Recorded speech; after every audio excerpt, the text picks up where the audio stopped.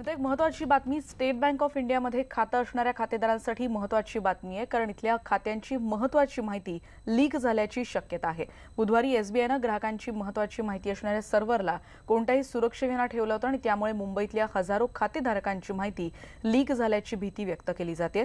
Bank balance, खाती क्रमांक यांच्यासह काही महत्त्वाची माहिती लीक झाल्याचा संशयही त्यामुळे व्यक्त होतोय।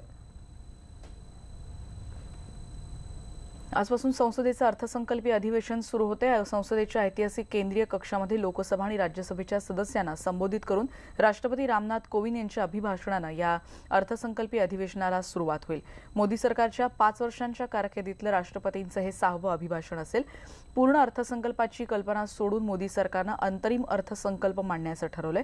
13 फेब्रुवारीपर्यंत हे अधिवेशन सुरू राहील। निवडणुकीआधीचं शेवटचं बजेट सादर केलं जातंय, त्यामुळे हे अधिवेशन देखील वादळी ठरणार आहे। ईव्हीएमच्या जागी मतपत्रिका, त्याचबरोबर बेरोजगारी, महागाई, शेतकऱ्यांचे प्रश्न असे अनेक मुद्दे सध्या गाजत आहेत। या संदर्भात अधिक बोलणार आहोत प्रशांत लीला रामदास, आमचे प्रतिनिधी आता आपल्या सोबत आहेत। प्रशांत, निवडणुकांआधीचं बजेट, त्यामुळे त्याचं महत्त्व अधिक। बरोबर आहे।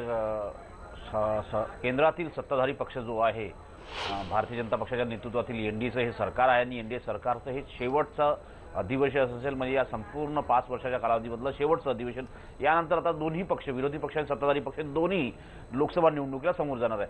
त्यामुळे दोन्ही पक्षांसाठी अत्यंत महत्त्वाचं हे अधिवेशन आहे, ज्याला अंतरिम अर्थसंकल्पीय अधिवेशन असं संबोधण्यात येतं, कारण की हा 3 ते 3.5 महिन्याचा अर्थसंकल्प असतो जो मांडण्यात येणार आहे। आणि महत्त्वाचं म्हणजे यावेळी विरोधकांनी ज्या पद्धतीनं राम मंदिराचा मुद्दा उचलून धरलेला आहे, सोबतच ज्या पद्धतीनं भ्रष्टाचाराचे मुद्दे उचलून धरलेले आहे, सोबतच ज्या पद्धतीनं पंतप्रधानांना लक्ष करण्याचा प्रयत्न होता, थेट टार्गेट गेल्या काही दिवसापासून नरेंद्र मोदी यांना करण्यात येत आहे। त्यासाठी राहुल गांधी सरसावलेले आहे। दुसरीकडे राफेलच्या मुद्द्यावरून एकीकडे ज्या पद्धतीनं जेपीसीची मागणी होती, तेही मागणी पुन्हा लावून धरण्याची शक्यता आहे। संसदेचं अधिवेशनाचा कार्यकाळ संपत आहे, लोकसभेचा कार्यकाळ संपत आहे, पण त्यापूर्वी अजूनही त्यामध्ये मागणी धरून ठेवली आहे।